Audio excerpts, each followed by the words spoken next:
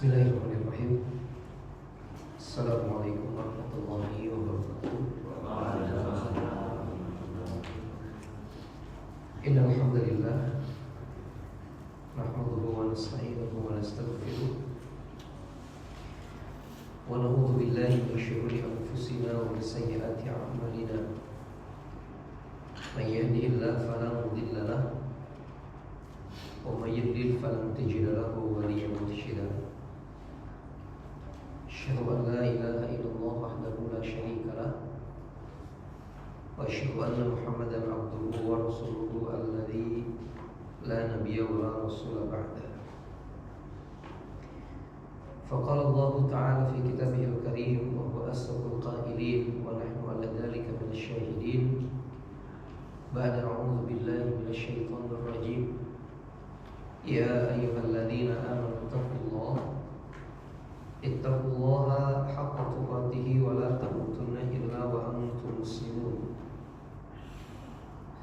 Wa qala ya ayyuhalladzina amanu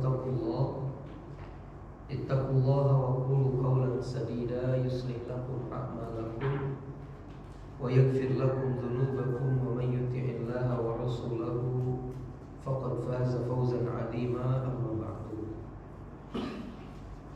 Fa inna asdaqal hadithi kitabullah wa khairul huda Muhammadin sallallahu alaihi wasallam wa syarrul umuri muhdatsatuha fa inna kulla muhdatsatin bid'ah wa kulla bid'atin dhalalah wa kulla dhalalatin finnar. Ikhwan fillah rahimakumullah. Ada dua hadis yang menarik untuk kita sampaikan di awal pertemuan kita pagi ini. Dua hadis yang disampaikan oleh dua sahabat yang berbeda, namun kedua-duanya merupakan istri Nabi, dan makna dari hadis yang mereka sampaikan memiliki makna yang sama. Yang pertama adalah hadis dari salah satu istri Nabi yang bernama Ummu Salamah radhiyallahu taala anha. Beliau pernah mengatakan, anna mukhannatan kana indaha wa Rasulullah sallallahu alaihi wasallam. Ketika Nabi tengah berada di rumahku, kata beliau, datang seorang mukhannath. Mukhannath itu adalah laki-laki yang bersikap kayak perempuan, Pak. Atau bahasa kitanya banci mungkin ya. Lalu kemudian kata beliau, faqala li akhi Ummi Salamah. Ketika itu banci tersebut bilang kepada saudara laki-laki saya dengan mengatakan, ya Abdullah, in fatahallahu alaikum al-ta'ifa gadan fa inni adulluka ala binti Ghailan. Wahai Abdullah, kalau nanti seandainya Allah membebaskan kota Taif untuk kita semua, maka akan aku tunjukkan kepadamu anak-anak perempuan di sana yang sifatnya begini. Disebutkan, Pak, dia mensifati perempuannya yang mungkin bagus, cantik dan segala macam lagi. Lalu kemudian selanjutnya Rasul Shallallahu Alaihi Wasallam ketika mendengar kalimat-kalimat tersebut, pernyataan si banci tersebut, Nabi mengatakan kemudian, la yadkhulu haula'i alaikum, kata Nabi. Awas, la yadkhulu haula'i alaikum, jangan sampai makhluk-makhluk kayak begini masuk ke rumah-rumah kalian. Jangan sampai makhluk-makhluk seperti ini atau orang-orang seperti ini datang lalu masuk ke rumah-rumah kalian. Ini hadis yang pertama, Pak, dari Ummu Salamah radhiyallahu taala anha.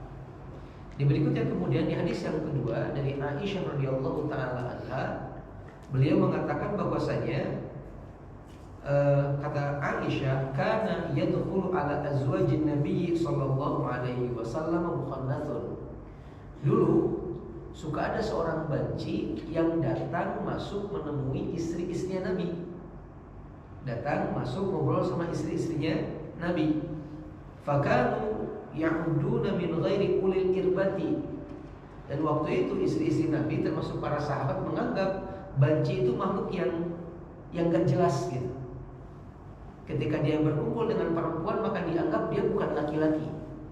Ketika dia berkumpul dengan laki-laki maka dianggap dia bukan perempuan. Karena kalau kemudian dianggap laki-laki ketika berkumpul dengan perempuan, otomatis nggak boleh karena bukan mahram, Mbak. Begitu pula sebaliknya. Jadi para sahabat menganggap banci itu ya wajar lah gitu. Maka diperbolehkan ketemu dengan istri Nabi, ngobrol dengan istri Nabi. Sampai kemudian kata Aisyah, fadakhala an-nabiyyu alaihi salatu wassalamu yauman wa huwa inda ba'di nisa'ihi wa huwa yan'atu imra'atan. Suatu ketika Nabi menemui salah seorang istrinya yang waktu itu kebetulan sedang bersama-sama banci itu, Pak. Lagi duduk, lagi ngobrol gitu. Kemudian dia menceritakan tentang karakter perempuan-perempuan, ngobrolin masalah perempuan gitu, Pak. Kemudian Nabi SAW mengatakan bahwasanya la yadkhulna alaikunna, kata Nabi. Awas jangan sampai mereka yang seperti ini masuk menemui kalian. Karena karena banci-banci ini ketika menyebutkan perempuan ibarat seorang laki-laki yang mensifati perempuan, Pak. Maksudnya kata sebagian para ulama, ketika para sahabat menganggap mereka tidak punya birahi kepada perempuan, maka kumpul dengan perempuan. Tapi ketika mensifati perempuan kayak laki-laki mensifati perempuan gitu. Jadi tetap ada kecenderungan. Nabi mengatakan jangan sampai mereka masuk ke dalam rumah-rumah kalian, kata Nabi SAW. Ini hadis yang kedua, Imam Syafi'i. Dari dua hadis yang kita sampaikan ini, Pak, kita ingin kembali menegaskan tentang apa yang pernah kita sampaikan sebelumnya. Pertama, berkenaan dengan kewajiban seorang kepala rumah tangga, kewajiban sebagai seorang suami untuk memastikan setiap kebaikan dan kesalahan yang dilakukan sama anggota keluarga. Di sini Nabi melihat istri-istri Nabi menganggap biasa bertemu dengan para banci, padahal itu bukan sebuah hal yang harus dianggap biasa. Maka harus diantisipasi. Karena orang-orang seperti ini, Allah, kita mungkin pernah menyampaikan sebuah riwayat. Nabi mengatakan dalam sebuah hadis, la yadkhuluna thalathatu la yadkhuluna al-jannata. Ada 3 kelompok manusia yang tidak akan bisa masuk ke dalam surga, kata Nabi. Yang pertama, mudminul khamr, seorang pecandu minuman keras dalam bentuk apapun, sedikit ataupun banyak, memabukkan ataupun tidak, pokoknya haram hukumnya. Yang kedua, Nabi mengatakan ar-rajulah. Apa itu ar-rajulah? Laki-laki yang menyerupai perempuan atau banci bahasa kasarnya. Ini poin yang pertama. Mereka tidak diperkenankan untuk kumpul dengan kita karena secara tidak langsung mereka sudah menunjukkan kekafirannya, Pak. Karena kesempurnaan iman seorang manusia kepada Allah itu ketika mengimani 6 rukun Islam. Sedangkan orang-orang seperti ini seolah-olah menolak dengan takdir Allah. Sudah Allah berikan anggota tubuh yang menunjukkan dia laki-laki atau dia perempuan, tapi dia ingin merubah apa yang sudah Allah takdirkan untuk dirinya. Maka ini sebuah hal yang berbahaya. Takutnya nanti kemudian dia menggembosi dengan pikiran-pikiran yang dianggap benar padahal salah. Malah saya pernah melihat sebuah cuplikan video yang kayaknya dipermainkan, Pak. Mungkin juga pernah lihat di medsos ketika ada seorang perempuan bersama dengan seorang laki-laki jalan berdua, tiba-tiba kepergok sama suaminya atau mungkin pasangannya gitu. Tiba-tiba untuk dianggap hal biasa gitu, si laki-laki yang bersama si perempuan berubah jadi seorang bencong atau banci. Dalam perkataannya, dalam gerakannya kayak gitu. Padahal nggak boleh, Pak. Ini sesuatu yang tidak diperbolehkan. Ini poin yang pertama tentang kewajiban kita sebagai seorang kepala rumah tangga untuk memastikan setiap kebaikan-kebaikan atau kesalahan-kesalahan yang dilakukan oleh keluarga kita, kalau itu adalah salah, itu adalah benar. Ini poin yang pertama. Berikutnya kemudian yang kedua, lagi-lagi di sini Nabi SAW melakukan fungsinya sebagai seorang kepala rumah tangga untuk tidak membiarkan kemaksiatan terjadi di rumah beliau. Beliau tahu tadi ngobrol dengan orang-orang seperti itu suatu hal yang kurang benar gitu. Maka harus ditegur. Dan kita pernah menyampaikan Nabi betul-betul tidak ingin termasuk dalam kategori orang-orang yang disebut dengan dayuth. Yang disebut dengan dayuth yaitu setiap kepala rumah tangga yang merasa aman, merasa nyaman ketika kemaksiatan terjadi di rumahnya. Malah sebagai dalam sebuah hadis Pak yang disampaikan oleh Imam Al-Baihaqi dalam kitab Syu'abul Iman, Nabi pernah mengatakan, lanjutan dari tadi hadis yang saya bacakan, hadis tentang 3 orang yang tidak akan masuk ke dalam surga: pencandu khamr, laki-laki yang menyerupai perempuan, kemudian dayus, kata Nabi yang ketiganya. Seorang sahabat tanya, Rasul, apa itu dayus? Nabi mengatakan, alladzi la yubali man dakhala ala ahlihi. Dayus adalah kepala rumah tangga yang tidak mempedulikan siapa orang yang ketemu sama istri mereka, jalan sama anak-anak mereka gitu, nggak peduli aja. Padahal harusnya setiap orang tua memperhatikan hal ini. Imam Rahimahullah. Maka menjadi sebuah kewajiban bagi kita sebagai seorang kepala rumah tangga untuk makin menambah wawasan di kepala kita, di pengetahuan kita tentang Islam fillah, agar kita makin mudah menegur setiap apa yang dilakukan sama keluarga kita ketika mereka melakukan hal yang salah. Karena hari ini, ikhwan fillah rahimakumullah, kebenaran kadang suka dibolak-balikan, begitu pula kesalahan. Kadang tidak sedikit hari ini yang salah dianggap benar, yang benar dianggap salah. Atau contoh sederhana saja, beberapa saat yang lalu kita sempat dapat WA Pak, ajakan untuk memakmurkan malam nisfu Sya'ban. Tapi sayang, saya coba koreksi di mana hadisnya nggak ada gitu. Walaupun saya dikatakan ada hadis Nabi mengatakan begini, saya bacakan contohnya. Insya Allah tahun ini malam nisfu Sya'ban jatuh di hari Sabtu malam Minggu ba'da maghrib 24 Februari 2024. Berarti hari ini ya? Hari ini Pak. Malam ke-15 bulan Sya'ban. Maka dianjurkan ba'da maghrib baca surat Yasin 3 kali, ba'da isya melakukan sholat tasbih. Nabi mengatakan, barang siapa yang memberitahukan berita datangnya bulan Sya'ban kepada yang lain, maka haram api neraka baginya.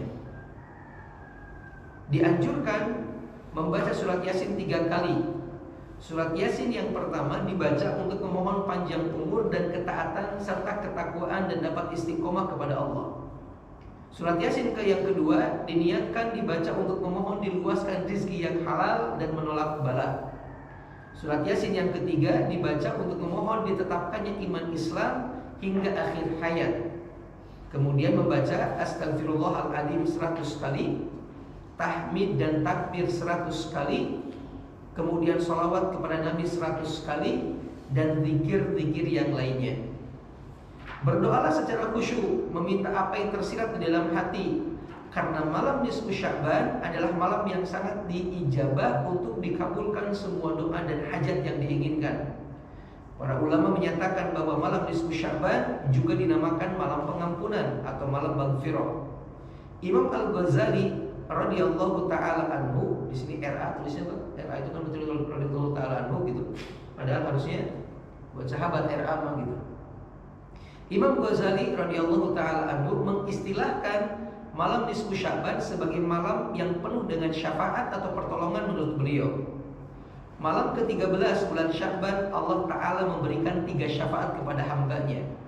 Malam ke-14 nisfu Sya'ban seluruh syafaat diberikan secara penuh. Malam ke-15 umat Islam dapat memiliki banyak sekali kebaikan sebagai penutup catatan amalnya selama 1 tahun. Karena pada malam itu Allah Ta'ala menurunkan pengampunan kepada seluruh penduduk bumi, terutama kepada hamba-hambanya yang sholih. Dari Abu Mas'ud Uqbah bin Amir Al-Ansari radhiyallahu ta'ala anhu yang mengatakan, Rasul bersabda, man dalla ala khairin falahu ajrun mislu fa'ilihi. Barang siapa yang menunjuki kepada sebuah kebaikan, maka dia akan mendapatkan pahala seperti pahala orang yang mengerjakannya. Kemudian Allahumma barik lana fi Sya'ban wa balighna Ramadan. Barakallahu fikum. Ini WA-nya, Pak. Saya coba baca dari awal sampai akhir. Yang ada ini cuma bagi Bapak yang ada hadisnya hanya bagian akhir saja. Yang mandala ala khairin falahu ajrun mislu fa'ilihi. Barang siapa yang menunjukkan kepada sebuah kebaikan, maka baginya pahala seperti orang yang mengerjakannya. Jadi kayak hadis semua gitu. Ujungnya gitu. Padahal yang hadis cuma bawahnya aja. Ya, ini sebuah keterangan yang kita sampaikan nggak begini, Pak. Betul memang ada hadis-hadis yang berhubungan dengan keutamaan malam nisfu Sya'ban, tapi para ulama memberikan komentar yang beragam terkait hadis-hadis ini. Contoh saya bacakan hadis-hadis yang berkenaan dengan malam nisfu Sya'ban. Hadis yang pertama dari Abu Musa al-Asy'ari, Nabi mengatakan, innallaha la yattali'u fi lailatin nisfi min Sya'bana fayaghfiru li jami'i khalqihi illa li musyrikin aw musyahinin. Sesungguhnya Allah Subhanahu wa taala akan menampakkan dirinya, maksudnya turun ke langit dunia di malam nisfu Sya'ban. Kemudian Allah akan mengampuni semua makhluknya, semua hambanya, kecuali dua. Yang pertama yang masih melakukan kesyirikan atau seorang yang musyrik. Yang kedua orang yang bermusuhan dengan saudaranya. Dua kelompok ini nggak dapat pengampunan di malam itu. Ini hadis yang pertama, hadis riwayat Imam Ibnu Majah. Namun kemudian penulis kitab Tuhfatul Ahwadhi mengatakan bahwasanya hadis ini hadis yang munqati. Munqati itu sanadnya terputus, Pak, nggak nyampe ke Nabi SAW. Dan dia merupakan salah satu jenis hadis yang dhaif atau yang lemah, sehingga tidak bisa dijadikan sebagai hujjah. Apalagi hadis ini kalau kita mengutip hadis yang lain, Pak, bertentangan dengan hadis yang lebih kuat. Yang mana? Yang tentang Allah turun sepertiga malam tiap hari, Pak. Bukan hanya di malam ini, bukan hanya di malam, tapi tiap hari mengampuni setiap hambanya yang mengatakan kepada Allah, ya Allah ampuni saya. Mengampunkan permintaan hambanya ketika hambanya mengatakan, ya Allah berikan ini kepada saya. Itu kan jelas hadisnya, itu lebih sahih. Hal ini cuma di malam ini saja. Makanya rugi bagi orang-orang yang hanya hidup di malam ini tapi nggak hidup di malam-malam yang lain. Padahal hadis yang lebih sahih yang malam-malam lain. Ini hadis yang pertama. Hadis yang kedua dari Aisyah radhiyallahu taala anha. Dikatakan bahwasanya qama Rasulullah sallallahu alaihi wasallam minal laili fa shalla fa atala sujuda hatta dhanantu annahu qad qubidha. Suatu ketika Nabi pernah bangun malam, kemudian beliau sholat. Ketika sujud lama sujudnya, Pak. Sampai-sampai aneh ngantuk, kata Aisyah, aneh khawatir Nabi meninggal, saking lamanya. Lalu kemudian falamma ra'aitu dzalika qumtu hatta harraqtu ibhamuha. Ketika aku sadar Nabi enggak bangun juga, aku mendekat ke Nabi lalu menggerak-gerakkan kakinya. Fataharraka faraja'a, Nabi pun kemudian bergerak. Falamma rafa'a ra'sahu minas sujudi wa faragha min salatihi qala. Nabi kemudian salat melanjutkan salatnya. Beres salat, Nabi berkata kepada Aisyah dengan mengatakan, ya Aisyatu au ya Humaira, adzananta anna Nabiyya sallallahu alaihi wasallam qad khassa bika. Wahai Aisyah, apa yang kau lakukan tadi? Apakah kau mengira bahwasanya Allah Subhanahu wa taala dan Rasulnya akan mengkhianatimu? Kata Nabi begitu. Lalu kemudian qultu la wallahi enggak wahai Rasul, wahai apa? La tidak, wallahi demi Allah ya Rasulullah sallallahu alaihi wasallam. Walakinni dhanantu anna qubitta tula sujudika. Enggak Rasul, kata beliau, tadi aku menggerakkan dirimu, aku khawatir ada apa-apa dengan dirimu. Kemudian qala, Nabi mengatakan, atadri ayyi lailatin hadhihi? Aisyah tahu enggak ini malam apa? Kemudian Aisyah mengatakan, Allah wa rasuluhu a'lam, hanya Allah dan Rasulnya yang tahu. Nabi mengatakan, hadhihi lailatun nisfi min Sya'bana. Malam ini adalah malam pertengahan nisfu Sya'ban. Malam pertengahan nisfu Sya'ban. Inna Allah azza wa jalla yattali'u ala ibadihi fi lailati an-nisfi min Sya'ban. Sesungguhnya di malam ini Allah turun, Allah menampakkan dirinya di malam nisfu Sya'ban ini. Fayaghfiru lil mustaghfirina wa yarhamu al mustarhimina wa yuakhiru ahlal hiqdi kamahu. Di malam ini Allah akan memberikan ampunan kepada orang-orang yang beristighfar kepada Allah. Allah akan memberikan rahmat kepada orang-orang yang minta rahmat kepada Allah, kecuali, kata Nabi, kecuali orang-orang yang masih punya dendam sama orang lain. Akan ditangguhkan pengampunannya, akan ditangguhkan rahmat Allah kepadanya. Kemudian dikatakan hadis ini diriwayatkan oleh Imam Al-Baihaqi. Namun kata para ulama, hadis ini adalah hadis yang juga kemungkinan dhaif karena salah satu rawinya ada yang bernama Makhul. Makhul ini salah seorang perawi yang suka dianggap pendusta, Pak. Yang cacat, punya aib dalam setiap perawi hadisnya. Wallahu musta'an. Ini hadis yang kedua berkenaan dengan keutamaan bulan nisfu Sya'ban, tetapi didhaifkan oleh para ulama. Hadis yang ketiga dari Mu'adz bin Jabal radhiyallahu taala anhu. Nabi SAW mengatakan yattaliqu Allahu ila jami'i khalqihi lailatan nisfi min Sya'bana fayaghfiru li jami'i khalqihi illa li musyrikin aw musyahinin. Nabi mengatakan Allah akan turun Allah turun menemui para hambanya di malam nisfu Sya'ban untuk mengampuni mereka kecuali orang yang musyrik dan kecuali orang yang masih memiliki musuh atau bermusuhan dengan yang lain.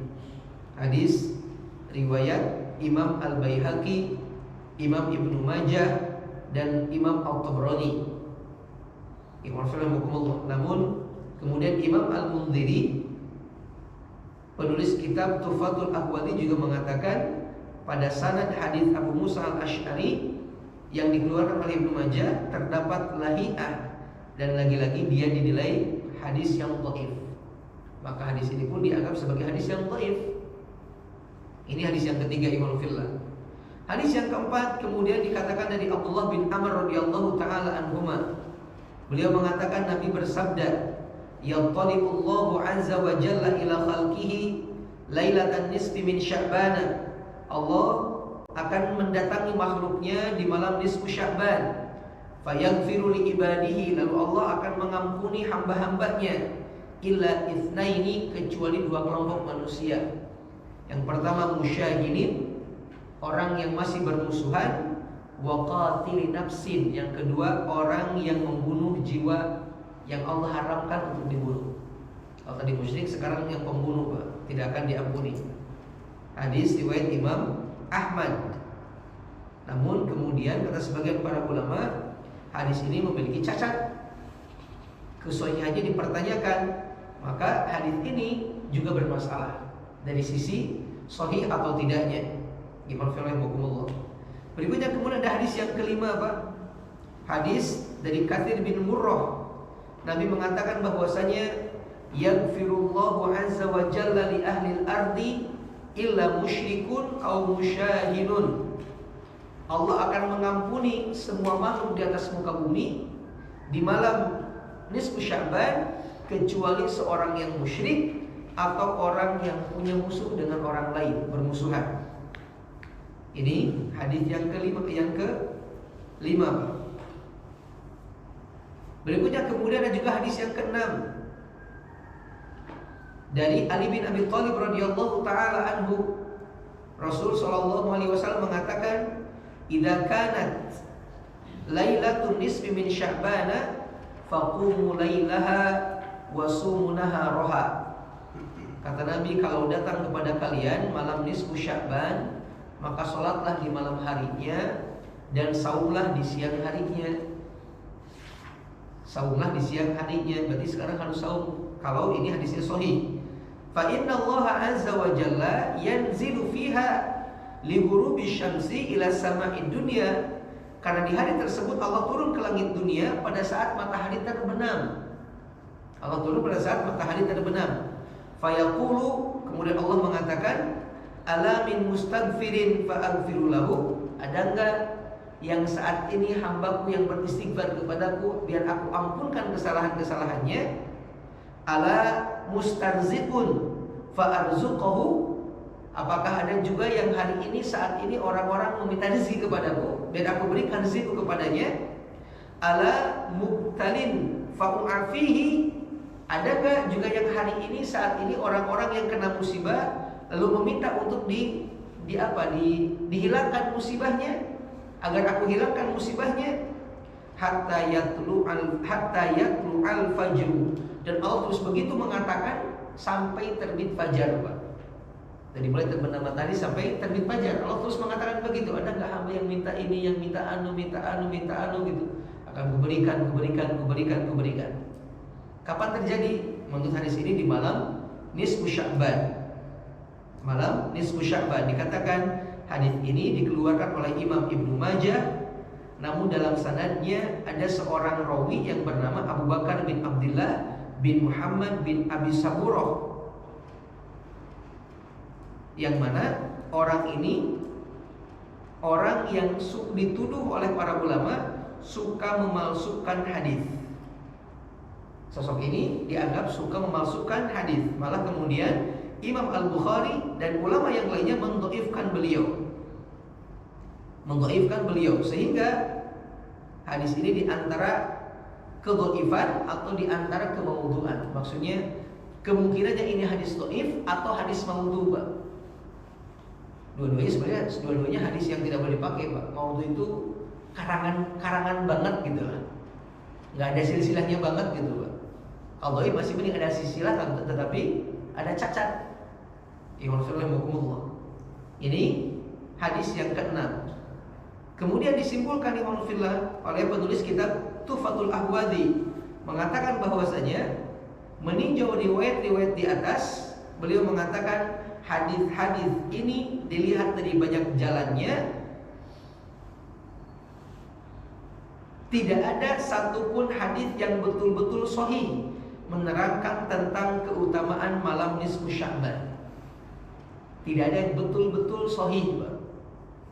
Sebagian mensahihkan ada, tapi kompak kalau mengatakan sahih tidak ada satupun. Sehingga kemudian dari sana ya harus kita sadari,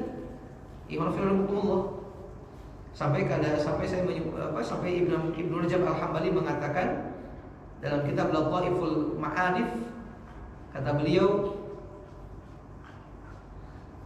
pertama, hadis yang disampaikan oleh Imam Ali radhiyallahu taala anhu tentang keutamaan salat dan puasa di nisfu Sya'ban, ini hadis yang dhaif, kata Ibnu Rajab Al-Hambali.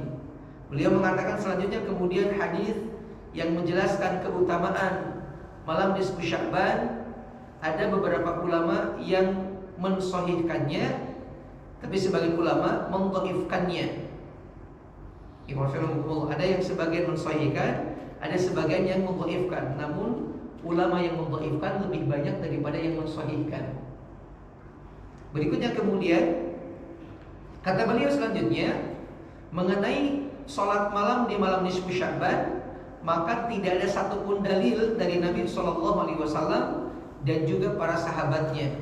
Namun memang ada riwayat, kata beliau, sebagian para tabi'in menghidupkan malam tersebut dengan melaksanakan sholat. Namun sholatnya sholat malam biasa, Pak, dengan bacaan-bacaan biasa, Pak, tidak secara khusus gitu. Jadi kalaupun mau kita hidupkan, berarti yang kita lakukan mengikuti prakteknya para tabi'in dengan amalan yang sudah dianjurkan gitu, Pak. Mengikuti para tabi'in, dan para tabi'in bisa benar, bisa salah. Walaupun mereka akan banyak benarnya dibandingkan salahnya. Tapi ini pun gak semua tabi'in, hanya sebagiannya saja. Makanya kalau saya ikuti perkataannya Imam Asy-Syafi'i, Pak, beliau pernah mengatakan satu ungkapan yang menarik untuk kita perhatikan. Kata Imam Asy-Syafi'i, balaghana anna du'a yustajabu fi khamsa layalin. Telah sampai kepada kami sebuah informasi bahwasanya doa itu akan dikabulkan oleh Allah dalam 5 malam, dalam 5 waktu di malam hari. Yang pertama, Lailatul Jumu'ah, di malam Jumat. Ini doa mustajab, kata beliau. Yang kedua dan yang ketiga, wal idaini, di 2 hari raya, malam Idul Fitri dan malam Idul Adha. Kata beliau ini pun doa mustajab. Yang ketiga, wa awwalu Rajabin, di malam pertama bulan Rajab, kata beliau. Yang ketiga, wa nisfi Sya'ban, di malam nisfu Sya'ban. 5, yang kata beliau doa ini mustajab. Kata beliau berikutnya, wa amma siyamu yaumin nisfi min Sya'bana fayusannu ala annahu minal ayyamil bid ats-tsalatsa. Adapun saum adapun saum di malam nisfu Sya'ban, maksudnya di harinya, Pak, di paginya gitu. Itu diperbolehkan, malah dianjurkan, disunnahkan kata beliau. Dengan catatan kalau bertepatan dengan tanggal 13, 14, 15. Jadi saumnya, niatnya saum ayyamul bid, bukan saum nisfu Sya'ban. Dibagi, Pak. Beliau mengatakan dia disunahkan, tapi niatnya bukan karena nisfu Sya'bannya, melainkan karena pertengahan bulannya. Yang kita disunahkan untuk melaksanakan saum 13, 14, 15. La ala annahu yauman nisfi min Sya'ban. Jangan sampai niatnya itu karena nisfu Sya'ban. Jangan sampai kata beliau niatnya karena nisfu Sya'ban. Fa inna haditha as-siyami fihi la yasluh lil ihtijaj. Karena hadis yang berhubungan dengan saum di pertengahan bulan Sya'ban secara khusus, ini hadis yang tidak bisa dijadikan sebagai dalil atau argumen. Bal huwa haditsun maudhu. Mal itu merupakan hadis yang maudhu. Itu hadis yang dhaif. Nabi mengatakan, dan hadis ini hadis yang dhaif tadi yang kita sampaikan. Idza kana lailatun nisfi min Sya'bana faqumu lailataha wa sumu yaumaha. Kalau datang pertengahan nisfu Sya'ban, maka sholatlah di malam harinya dan saumlah di siang harinya. Kata Imam Asy-Syafi'i, ini hadis yang dhaif. Imam Syafi'i mengatakan ini hadis yang dhaif. Berikutnya kemudian saya kutip juga pernyataan Imam Ibnu Taimiyah rahimahullah. Beliau mengatakan, wa amma lailatu an-nisfi min Sya'bana fa fiha fadlun. Adapun malam nisfu Sya'ban, beliau mengatakan menurut saya memang ada keutamaan tersendiri pada malam tersebut. Ada keutamaan tersendiri pada malam tersebut. Wa kana fi salafi man yusalli fiha. Dan ada sebagian salaf, maksudnya para tabi'in, terdengar oleh beliau sebuah kabar kalau mereka menghidupkan malam itu dengan melaksanakan sholat di malam nisfu Sya'ban. Lakinnal ijtima'u fiha li'ihyaiha fil masajid bid'atun.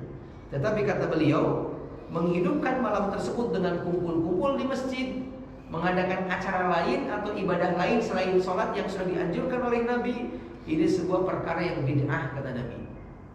Perkara yang bid'ah artinya tidak ada tuntunannya, tidak ada contohnya. Ini pernyataan Imam Ibnu Taimiyah rahimahullah. Berikutnya kemudian, oleh karena itu kita mungkin sedikit bisa menyimpulkan, Pak, berkenaan dengan apa yang tadi kita sampaikan dari hadis-hadis malam nisfu Sya'ban. Maka kita sampaikan pertama, malam nisfu Sya'ban sama seperti malam-malam yang lainnya. Keutamaannya Allah turun di pada malam itu seperti malam-malam yang lainnya, untuk kemudian mengabulkan setiap permintaan hamba-hambanya yang meminta kepada Allah Subhanahu wa ta'ala. Maka kemudian memakmurkan malam di malam nisfu Sya'ban ya sama hukumnya seperti memakmurkan malam di malam-malam yang lain, dengan sholat malam, dengan baca Quran, dengan berdoa kepada Allah Subhanahu wa ta'ala. Namun ketika mengkhususkan malam itu, hanya di malam itu kita memakmurkannya, tidak di malam yang lain, karena merasa ada dalil yang kita anggap sahih padahal dhaif, ini sebuah kekeliruan, sebuah hal yang tidak boleh dilakukan, karena berarti kita melakukan sebuah amalan yang tanpa ada tuntunannya. Walaupun isinya adalah sholat, isinya baca Quran, isinya zikir, tapi tidak setiap ibadah dianggap ibadah ketika dilakukan bukan pada tempatnya dan ketika tidak ada tuntunannya. Maka hati-hati. Silahkan saum, Pak. Silahkan kemudian sholat malam. Silahkan kemudian melakukan zikir dan lain sebagainya. Tapi jangan dijadikan hanya khusus di malam itu, atau jangan dengan cara yang khusus, dengan niat yang khusus, dan membedakan di hari-hari yang lain. Imam Filar rahimahullah. Ini contoh berkenaan dengan malam nisfu Sya'ban yang saya sampaikan tadi di awal, ternyata beredar cukup masif ya di grup-grup WA gitu, malah kadang di Japrian tuh Pak, ngingetin malam ini gitu. Padahal Masya Allah ketika kita kaji, ini adalah hal yang mohon maaf kita katakan mengutip pernyataan Ibnu Taimiyah, kata beliau bid'ah. Mengutip pernyataan Imam Asy-Syafi'i, beliau mengatakan hadisnya dhaif. Maka daripada melakukan hal yang tidak ada tuntunannya, lebih baik yang jelas-jelas saja. Imam Filar rahimahullah. Ini berkenaan dengan nisfu Sya'ban. Berikutnya kemudian Imam Filar rahimahullah, kita masuk ke buku atau ada yang mendiskusikan Pak?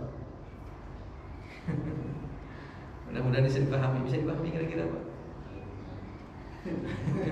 Gimana, silakan kalau ada. Assalamualaikum warahmatullahi wabarakatuh. Assalamualaikum warahmatullahi wabarakatuh. Yang tadi berkaitan dengan malam nisfu Sya'ban. Iya. Dalam hal ini kita misalnya apakah kita beranggapan ini sebuah khilaf atau sebuah kejelasan Ustaz? Maksudnya ketika mungkin keluarga kita masih ada menjalankan mereka melakukan sesuatu amal yang dianjurkan, sedangkan kita teman-teman seperti ini kita beranggapan bahwa itu akan berikan masalah Ustaz. Itu kita berikutnya dan kita keluarga seperti apa? Yang kedua, tadi sempat dibahas juga mengenai ini ya, apa namanya, memaafkan sih gitu ya. Itu ada orang-orang yang dari kecilnya tuh kayak gitu Ustaz. Dan bagaimana kita apa ya, misalnya itu kan mereka benar muslim juga dengan muslim, berarti kalau seperti itu Ustaz. Betul. Kalau tadi Nabi SAW jangan saya masuk ke rumah kita, tapi kan apakah ada sesuatu yang bisa diterapkan buat mereka gitu kan? Apalagi untuk objek dakwah juga atau bagaimana Ustaz? Sudah berlaku. Oh iya, Taib. Yang poin yang pertama, bagaimana sikap kita kalau kita menemukan keluarga yang melakukan hal seperti ini? Ya tentunya tadi Honfillah mendakwahkan, menyampaikan kepada mereka. Walaupun bagusnya nanya dulu Pak. Pertama nanyanya dari mana antum tahu kalau ini malam perlu kita hidupkan dengan banyak zikir dan ibadah. Jangan-jangan dia nggak tahu. Oh dari WA nih, WA mana WA-nya lihat. Kok nggak ada hadisnya, nggak ada keterangannya, nggak ada perintahnya gitu. Karena bisa jadi yang dia lakukan adalah karena ketidaktahuan. Ya, kemudian kita sampaikan bahwasanya para ulama berkenaan dengan, mohon maaf, jadi gini begitu saja. Kalau kita bagi dua Pak, dari hadis-hadis yang tadi kita bacakan, ada hadis berkenaan keutamaan malam Lailatul Qadar, ada hadis berkenaan dengan perintah ibadah di malam Lailatul Qadar, betul? Ya. Yang ini dhaif. Sepakat semua ulama. Yang ini dhaif, Pak. Ya, yang ini dhaif. Tidak ada perintah sholat, tidak ada perintah saum karena hadisnya dhaif. Nah, yang ini terbagi dua. Ada yang mengatakan dhaif, ada yang mengatakan hasan. Bukan sahih, hasan. Ya, Alhamdulillah. Dhaif atau hasan gitu. Kalaupun seandainya hasan Pak, maka selesai udah, nggak ada masalah. Hanya berbicara keutamaan. Kalau di malam itu Allah mengampuni makhluknya, kecuali yang musyrik sama yang punya musuh atau yang membunuh. Dan kalau begitu berarti sama dengan malam yang lain. Ketika karena malam yang lain ada hadis yang lebih jelas, Allah turun setiap sepertiga malam, lalu mencari hamba-hambanya yang meminta kepadanya, beristighfar kepadanya untuk dikabulkan setiap harapan-harapan dan keinginan mereka. Oh, berarti sama kalau gitu. Bisa dipahami nggak Pak? Bisa dipahami gitu? Berarti tadi yang ada dua hal ya. Pertama tata cara atau kita lihat ada tata caranya Betul. yang dilakukan Ustaz. Itu Betul. sudah masuk ke yang tadi ya, yang nggak ada ini saja. Iya. Tapi kalau bicara keutamaan berarti ya itu di malam-malam yang lain gitu. Gitu. Jadi hadis-hadis tentang Sya'ban atau tentang nisfu Sya'ban kita katakan terbagi dua. Yang pertama berbicara masalah keutamaan tanpa ada perintah untuk melakukan apapun, Pak. Nggak ada perintah kan? Keutamaan saja. Allah turun di malam itu lalu memberikan ampunan kepada semua makhluknya kecuali gitu. Kecuali keutamaan. Nggak ada kalimat barang siapa yang kan, nggak ada. Barang siapa gini, nggak ada. Nah, ada yang kedua berbicara masalah kata Nabi, bangunlah di malam harinya dan saumlah di siang harinya. Nah, ini perintah amalan. Termasuk tadi yang dikir tertentu Ustaz ya. Iya, nggak ada. Justru yang bikin tertentu itu yang Anda sampaikan tadi itu hanya tambahan orang aja, Pak. Saya coba cari nggak ada hadis riwayat siapanya gitu. Cuman bukan apa broadcast ya namanya, broadcast, broadcast aja gitu. Malah tadi dikata di WA-nya kan kalimatnya begini, barang siapa yang menyampaikan kabar tentang pertengahan tadi gitu kan. Katanya Nabi mengatakan barang siapa yang memberitahukan berita datangnya bulan Sya'ban kepada yang lain, maka haram api neraka baginya. Ini saya jadi hadisnya belum ketemu, Pak. Belum ketemu jadi hadisnya ini. Di sini juga nggak disebutkan hadis riwayat siapanya gitu, cuman hanya mengatakan Nabi bersabda. Jadi kalau itu kan bisa kemungkinan benar-benar bohong, Pak. Kalau masih ada tulisan Arabnya, ada riwayatnya, mungkin masih bisa dicari lah dari mana sumbernya. Tapi kalau begini agak sanksi saya juga. Tapi nanti kalau Bapak menemukan ada riwayat siapa, ada Arabnya gitu, nanti kita coba kaji lagi. Cuma di broadcast yang saya dapat, Pak, ini nggak ada Arabnya, nggak ada riwayat siapanya. Terlebih yang tadi yang baca surat Yasin 3 kali dengan niat tertentu, kemudian tasbih 100 kali, kemudian istighfar 100 kali, sholawat 100 kali gitu. Ini pun sama. Saya belum menemukan tata cara seperti ini yang dicontohkan dari Nabi SAW. Yang ada cuma ini, Pak, hadisnya. Bangunlah di malam hari, saumlah di siang harinya. Tetapi ini yang ini dhaif kata para ulama. Nah, yang perselisihan yang ini, yang keutamaan. Yang tadi Allah turun, Allah menemui para hambanya, mengampuni mereka, mengabulkan permintaan mereka. Tapi kalau begini berarti sama dengan malam yang lain. Hanya saja mungkin bedanya ini dari mulai awal malam sampai akhir malam, Pak. Kalau kita anggap hadisnya sahih, sedangkan hadis-hadis yang lain, hari-hari yang lain cuma sepertiga malam akhir saja. Itu aja perbedaannya. Kalau lihat kan di dalam sebuah hadis, Allah turun ke langit dunia di setiap sepertiga malam.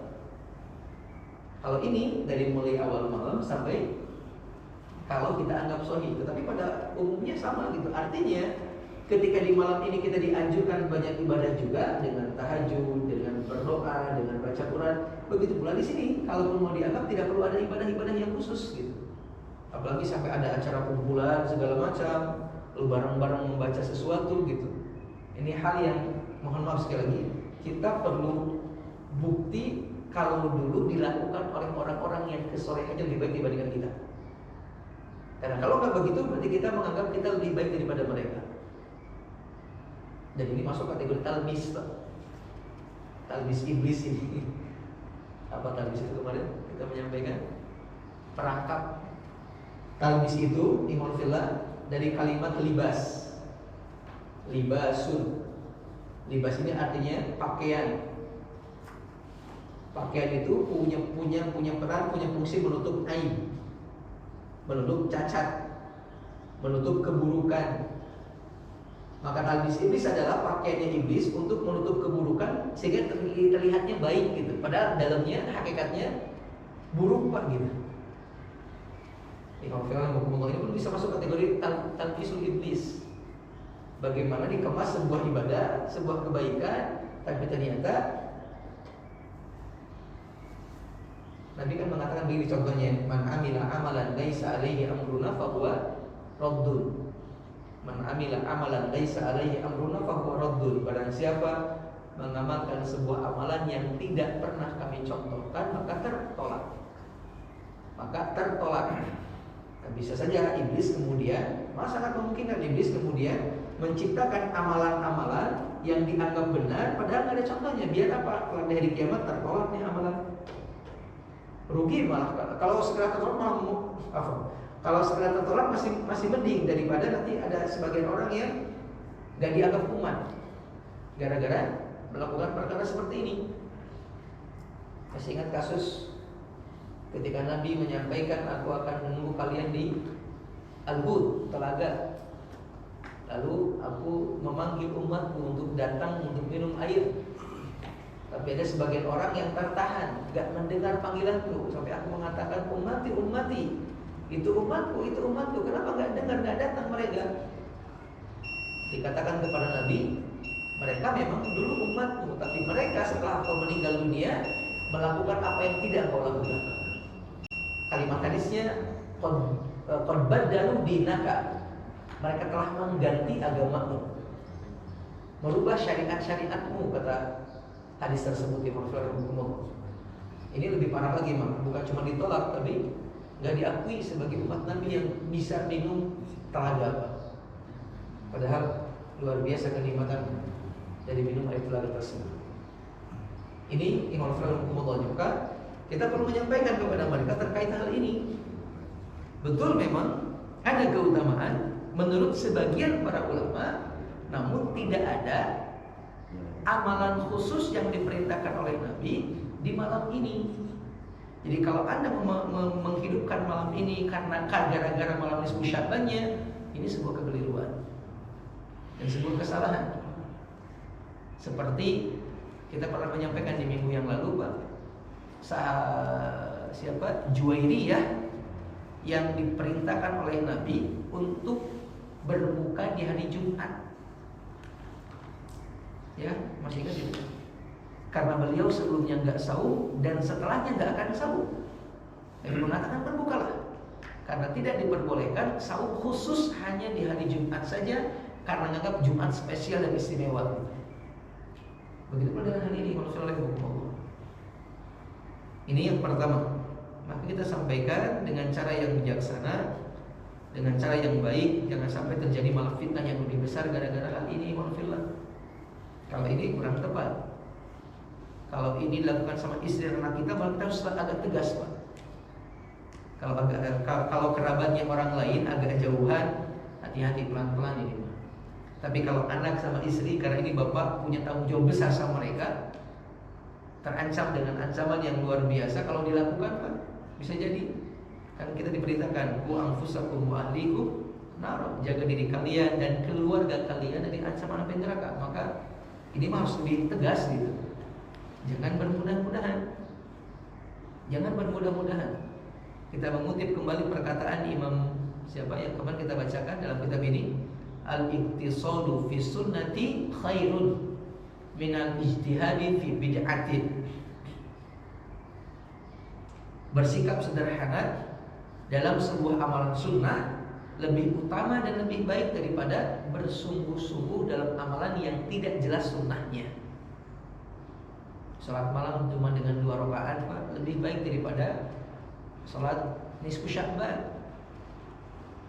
Lebih baik zikir 3 kali, istighfar 3 kali.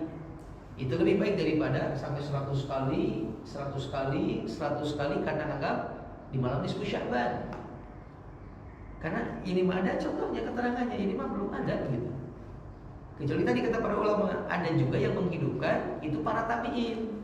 Itu pun dengan amalan yang biasa, salat malam, baca Quran, bukan kumpul-kumpul, kemudian ngapain gitu, enggak. Apalagi dengan cara yang khusus, enggak. Itu poin yang pertama, berkenaan dengan malam salat atau malam nisfu Sya'ban. Jadi sikap kita tegur, sikap kita dakwahi, sampaikan mana yang benar, minimal kalaupun nggak berani karena takut ada fitnah, berdoa kepada Allah untuk terhindar dari apa yang mereka lakukan, atau berdoa kepada Allah agar Allah memberikan hidayah kepada mereka. Karena kita pernah menyampaikan ciri yang paling mendasar seseorang punya keimanan dalam hatinya adalah ketika melihat sebuah kemungkaran, hatinya tidak nyaman. Hatinya tidak nyaman.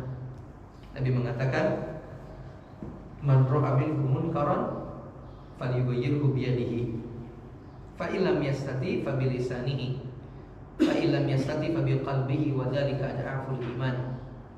Barang siapa, kata Nabi, yang melihat sebuah kemungkaran, maka tolong rubah dengan tangannya.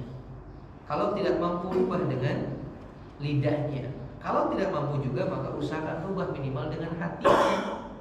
Karena orang yang merubah kemungkaran dengan hati menunjukkan ada keimanan yang sangat minim dalam dirinya. Nanti kalau nggak berkutik sama sekali, nggak bergerak sama sekali, atau malah merasa nyaman dengan sebuah kemaksiatan, ada masalah dalam hati kita, Pak, dalam iman kita. Ini poin yang pertama. Poin yang kedua, kemudian berkenaan dengan banci tadi. Ikhwanullah, munculnya sosok-sosok seperti ini sebenarnya faktor yang paling besarnya nanti berhubungan dengan masalah lingkungan, Pak. Faktornya adalah masalah lingkungan. Baik karena orang tuanya seolah-olah membiarkan, dari kecil dibiarin begitu. Malah kadang ada orang tua yang sengaja, Pak, membikin seperti itu.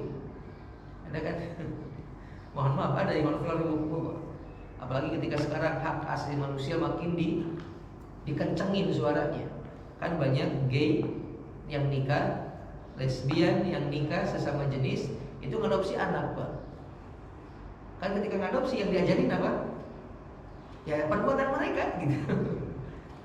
Perbuatan mereka yang diajarin itu begitu gitu. Ujung-ujungnya kayak mereka nantinya. Atau ada kasus sebagian orang tua yang, mohon maaf, pengen punya anak cowok contohnya, pas giliran lahir anak perempuan dipaksain agar punya sikap, punya karakter kayak cowok gitu. Banyak kasusnya, Imam Firdaus. Maka lingkungan ini sangat faktor yang sangat penting. Atau kalaupun nggak begitu, Pak, orang tua membiarkan hal-hal yang seperti tadi terjadi, lalu anak itu nggak diingatkan gitu. Kayak mohon maaf, di TV kan gencar tuh, Pak, masalah munculnya artis-artis yang setengah apa ya, setengah apa nyebutnya, ya jadi-jadian gitu. Itu kan dikencengin, Pak. Kadang kayak B-nya gede banget gitu, dipublish terus, di-up terus gitu, di-up terus sampai ketika meninggalnya dianggap wah gitu. Ada kan dulu yang meninggal, tapi dianggapnya luar biasa. Malah kadang mohon maaf, kebaikannya disebut-sebut juga seolah-olah yang nggak gitu tuh nggak baik gitu. Sampai akhirnya ya tertular kemudian. Dianggap hal yang lumrah kemudian, hal yang biasa. Padahal Imam Firdaus, nah, tidak demikian. Maka perlu kita kemudian perhatikan lingkungan anak-anak, teman anak-anak, tontonan anak-anak. Tontonan pun perlu diperhatikan, Pak. Karena nggak sedikit tiba-tiba anak menirukan gaya mereka gitu. Dari mana? Dari yang mereka tonton. Maka bagaimana sikap kita? Kalau yang Anda pahami ketika bertemu dengan orang seperti ini betul bagian dari ladang dakwah kita, Imam Firdaus.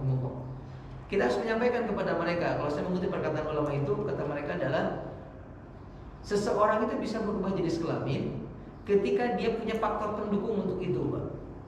Dalam fisiknya. Kan jelas kalau perempuan punya rahim gitu, Pak. Kalau laki-laki nggak punya rahim. Perempuan punya payudara, laki-laki nggak punya payudara. Ketika ada sebuah pertanyaan tentang hukum merubah jenis kelamin, laki-laki ke perempuan, perempuan ke laki-laki, yang Anda pahami dari pernyataan sebagai para ulama adalah lihat dulu di struktur tubuh orang tersebut mana yang paling dominan, yang paling mendukung, bukan keperasaan. Karena kalau keperasaan akan beda-beda nantinya. Dan selama ini kebanyakan keperasaan. Saya kayaknya merasa lebih cocok jadi perempuan nih. Tapi ke faktor pendukungnya, dia bisa hamil nggak kalau jadi perempuan? Dia bisa menyusui nggak kalau dia jadi perempuan? Ketika faktor pendukung itu ada, lalu qadarullah dia punya dua jenis kelamin, maka bisa satunya dihilangkan, lalu menjadi kuat salah satu di antara dua jenis kelamin yang dia miliki. Karena sebagian ada sebagian manusia yang lahir dengan dua jenis kelamin, dua-duanya ada gitu. Tetapi ketika dari awal sudah kuat pendukungnya, nggak usah dirubah-rubah ke makhluk yang lain. Imam Firdaus, karena nggak tahu ya. orang-orang kampung aja Pak, yang katakanlah notabene masih apa ya, masih fitrahnya masih lurus gitu. Itu kalau menemukan mereka jijinya luar biasa gitu. Tapi sekarang karena kita di kota itu terus di up terus, itu ditaikin terus pamornya, jadi kayak biasa gitu. Padahal Allah musta'an. Jadi pertama, betul mereka adalah ladang dakwah, medan juang kita untuk mengingatkan, menyadarkan mereka Pak. Kalau ini tuh bukan pilihan, bukan sesuatu yang biasa, gitu bukan. Ya, bukan sesuatu yang biasa. Tapi mereka harus memilih salah satu di antara keduanya dengan tadi melihat faktor-faktor yang sangat memungkinkan untuk menguatkan satu dari keduanya, apakah laki-laki ataukah perempuan. Imam Sallallahu. Jadi itu barangkali kita ngajak mereka kepada jalan yang lurus, kepada jalan yang benar. Yang kedua, kalaupun kemudian sulit untuk berubah kembali, maka kalau bisa dipastikan ya dimaksimalkan gitu Pak, di keadaan itu sambil terus bersifat kepada Allah. Maksudnya begini, ada sebagian orang yang tetap ngambilnya jalan tengah gitu Pak, ke laki-laki enggak, ke perempuan enggak, pengen tengah aja gitu. Kan itu jadinya kayak bunglon gitu Pak, sama laki-laki ngumpul jadi laki-laki, sama perempuan ngumpul jadi perempuan gitu. Kalau Anda ingin menyatakan diri Anda perempuan, maka gak usah kumpul sama laki-laki, udah sama perempuan gitu, biar Anda dianggap sebagai seorang perempuan. Kalau Anda mengatakan sebagai seorang laki-laki, maka kumpul sama laki-laki. Jangan kayak kesana bisa masuk, kesini bisa masuk gitu. Walaupun tadi kita akan katakan di awalnya, tetap harus tadi memastikan dulu dia layaknya sebagai seorang apa, dan kalau bisa tidak bawa perasaan. Karena kalau perasaan mah ya laki-laki dan perempuan walaupun berbeda Pak, tapi ada titik kesamaannya. Betul nggak? Kita pernah menyampaikan perempuan itu lebih perasa dibandingkan laki-laki, tapi kan bukan berarti laki-laki nggak punya perasaan. Gak sedikit juga laki-laki sedih ketika melihat seorang itu celaka gitu, dia malah menangis. Ada laki-laki yang begitu. Yang Allah, karena kalau mengikuti itu pasti bakal repot nantinya. Dan gimana kalau berubah dari ujungnya, akan berubah lagi ketika jadi selaminya, wah lebih repot lagi. Maka bukan perasaan yang diikuti, melainkan tuntunan syariat, kemudian akal sebagai pembantunya. Yang Allah. Ini yang mungkin bisa Anda sampaikan. Wallahu a'lam bishawab. Wallahu a'lam bishawab. Ya. Kalau seperti tadi malam nisfu Sa'ban ya, sebenarnya yang disarankan gitu ya, mungkin dari PA tadi saya juga dapat yang disarankan mungkin sesuatu yang tidak bertentangan. Kalau menurut saya sih ya, Betul. kita boleh melakukan amalan-amalan, memperbanyak amalan-amalan gitu. Kecuali kalau misalkan tadi pada malam ini kita dianjurkan untuk misalkan melakukan hal-hal yang memang dilarang, boleh melakukan hal-hal yang dilarang gitu. Tapi ini kan sebenarnya pada malam itu kita malah dianjurkan untuk memperbanyak, menambah lagi dibandingkan dengan mungkin di malam-malam sebelumnya gitu. Kenapa malah kita harus melarang seperti itu, seperti hal yang keliru gitu kan. Kecuali misalkan malam nisfu Sa'ban kita boleh berfoya-foya lah misalkan gitu. Kita merayakan dengan misalkan menyalakan petasan ataupun apa. Ini kan dia tidak mengarahkan seperti itu. Kenapa harus tetap salah gitu? Baik, jazakallahu khairan. Bisa dipakai pertanyaan Pak. Yang diajarkan kan baik Pak. Baik, kita yang diajarkan suruh baca zikir, baca sholawat, baca yasin. Kenapa kita larang? Pertama, kita larangnya karena tadi kita sampaikan, ini hitungan Pak. Yasin 3 kali, zikir 100 kali, ini 100 kali, ini 100 kali. Berarti kalau demikian ada tuntunan tuh. Paham nggak saya? Kenapa harus dibikin 3 kali, 100 kali, 100 kali, 100 kali? Kenapa nggak dijelasin aja? Super banyak aja udah. Banyakin, baca Quran gak usah Yasin, Al-Baqarah. Kenapa dikhususkan dulu? Pengkhususan sebuah ibadah itu perlu dalil. Kenapa Anda sholat 2 rakaat di waktu duha? Oh, ada hadisnya nih, sholat 2 rakaat di waktu duha. Boleh nggak Pak? Sholat duha 200 rakaat? Boleh. Kan sholat baik. Waktu dari jam 7 sampai jam 12 kan lama tuh. Saya sholat terus 2 rakaat, 2 rakaat, 2 rakaat, 2 rakaat, 2 rakaat, 2 rakaat. Boleh? Jangan bilang nggak boleh, itu kan kebaikan. Kalau kita mau anggap adil, paham maksudnya? Jadi kan gini, ibadah itu adalah sesuatu yang diperintahkan oleh Allah dan Rasulnya. Sesuatu dikatakan bid'ah itu ketika walaupun ibadah tetapi aturannya berbeda. Ada waktu khusus, ada jumlah yang khusus, ada karakter yang khusus. Paham gak Pak?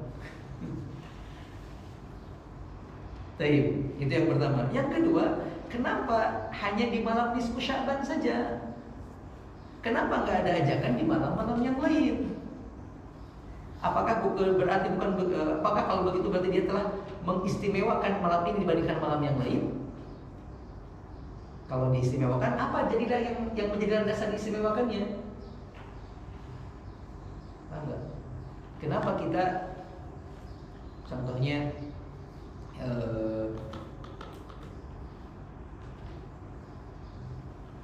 ya, seperti contohnya apa ya?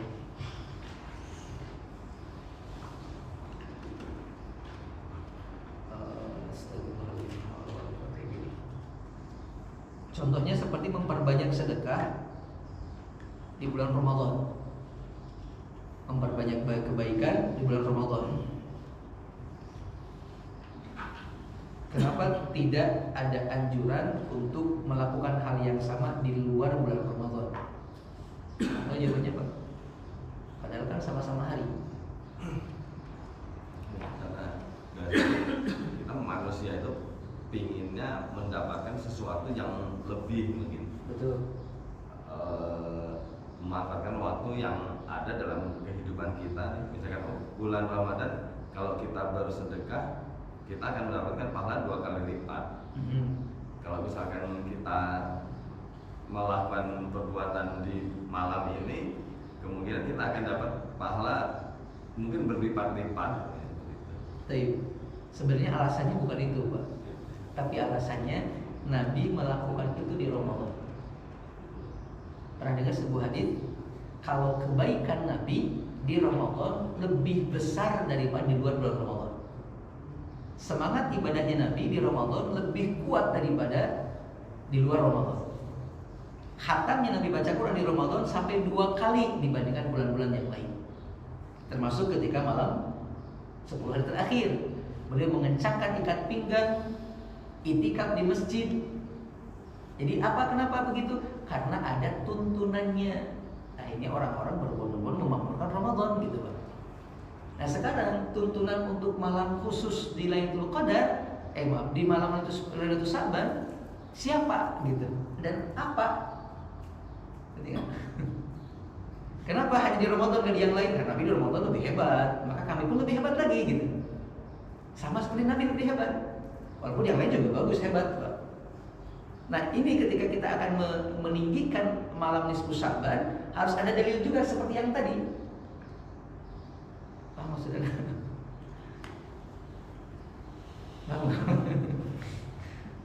Mungkin itu kan Gimana? ada saya pernah dengar kalau dalam hal ibadah itu Tauqifiyah. ada hal yang memerintah, ada perintahnya dari Allah dan Nabi Nabi SAW gitu. Tapi kalau dalam hal keduniawian ada nggak larangannya? Jadi semuanya oke, tapi kalau ada larangan baru tuh. Baik. Gimana? Bisa kalau saya betul. Itu tambahan yang luar biasa. Jadi gini, Kalau kita bagi urusan-urusan di dunia ini, Pak, ya, ada yang termasuk bagian dari ibadah, ada yang maksud bukan bagian dari non ibadah. Baik, ada ibadah di bukan ibadah kan begitu. Yang ibadah itu punya kaidah. Padahal mengatakan kaidahnya adalah al-aslu fil ibadati haramun illa ma dalla dalilu ala amrihi. Asal hukum ibadah itu adalah haram, kecuali kalau ada dalil yang memerintahkannya. Asalnya kita nggak boleh sholat, Pak. Kita nggak boleh haji, nggak boleh saum, nggak boleh ngapa-ngapain. Asalnya begitu. Udah perintah sholat, haji, saum. Nah, kita sholat ini udah ada perintahnya. Seperti gitu. Tapi al aslu fil asya'i ibahatun. Al aslu fil asya'i ibahatun.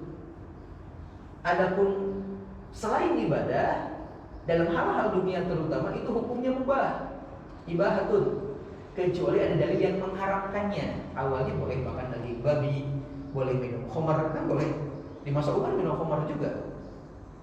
Sebelum Nabi Muhammad muncul kan masih minum khamar, para sahabat malah ketika sudah muncul pun masih minum khamar karena bertahap pengharamannya. Tapi ketika turun dalil yang mengharamkan, jadi haram tuh. Ibadah mesti ada tuntunan, ada perintah, ada anjuran. Sedangkan selain ibadah, selama nggak ada larangan, silakan. Dulu menikah sampai 10 orang, 10 istri, 12 istri, dan itu boleh. Ketika Islam datang, dibatasi hanya 4, bukan 1. Dan kasus ada seorang sahabat datang mengatakan, Rasul, saya punya istri ini 10, 12, gimana? Kata Nabi, ceraikan, sisakan 4. Karena dulu udah biasa menikah banyak itu, Pak.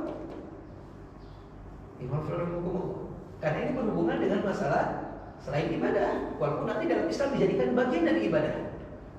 Karena hubungan dengan syahwat. Ini kaidah dasarnya yang Allah. Nah, kemudian berikutnya, makanya ketika kita pun ingin, tadi kita sampaikan, menghidupkan malam ini dengan hal-hal yang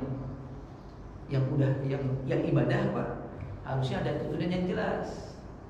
Kenapa 100 kali? Siapa yang memerintahkannya? Ada enggak? Bapak kenapa tasbih 33 kali habis sholat, takbir 33 kali habis sholat? Karena ada perintahnya, ada contohnya dari Nabi SAW. Kalau nggak ada angka, Pak, saya masih mengatakan masih silakan boleh. Perbanyak istighfar, ya udah silakan perbanyak. Tapi ketika dibatasi, nah ini entar dulu.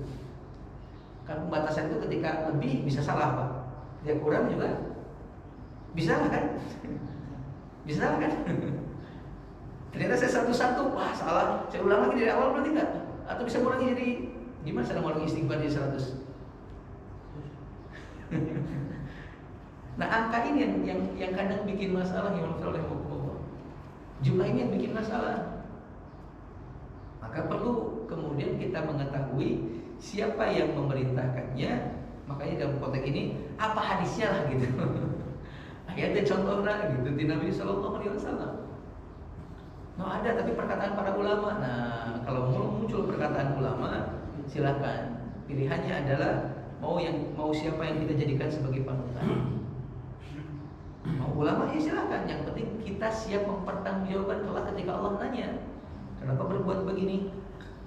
Yang pasti nanti bakal muncul, Pak, di hari kiamat nanti orang-orang yang naudzubillah, ketika dia diberikan siksaan oleh Allah atas apa yang dia lakukan, dia mengatakan atihim difaini minal adzab. Ya Allah, bisa nggak tuh orang-orang itu tuh siksanya double? Kenapa? Karena gara-gara mereka aku begini. Tahu ya coba?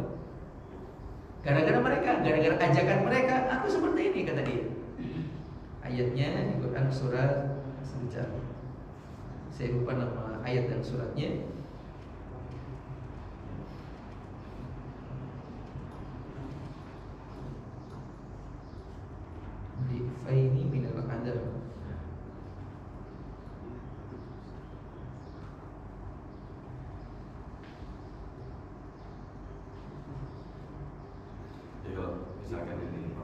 Pak? Dan nanti malam ya berarti ya. Nanti malam kita tetap beribadah, memperbanyak zikir, Iya. membaca surat Yasin, walaupun mereka katakanlah tidak yang 3 kali ataupun apa, dengan harapan bahwa ini kita dapat pahalanya lebih lah gitu. Dapat pahalanya lebih.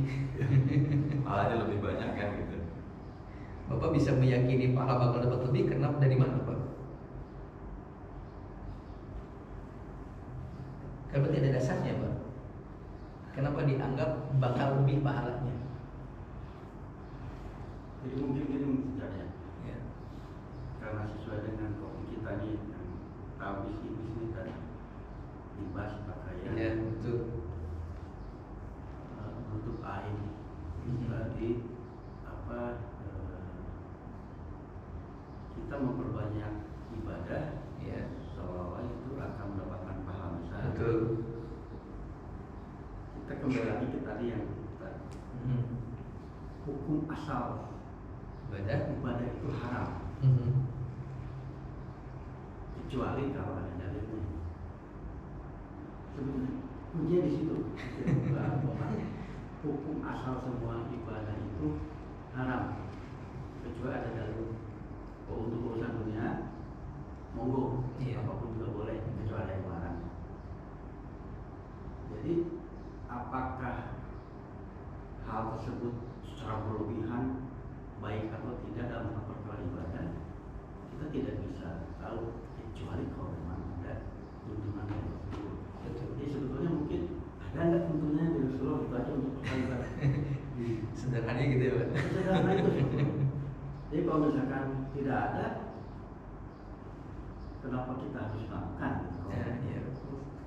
Kalau saya mengartikan, karena kuncinya di situ tadi. Hukum asal semua ibadah itu haram. Ya. Itu kalau ada dalilnya. Memerintahkan. Nah, di situ selesai di situ gitu. Semua di situ tuh selesai di situ. Sesederhana itu sebetulnya. Sepakat Pak. Kalau menurut saya. Sepakat Pak. Nanti Bapak cek surat Al-Ahzab ayat 67-68. Al-Ahzab 67-68.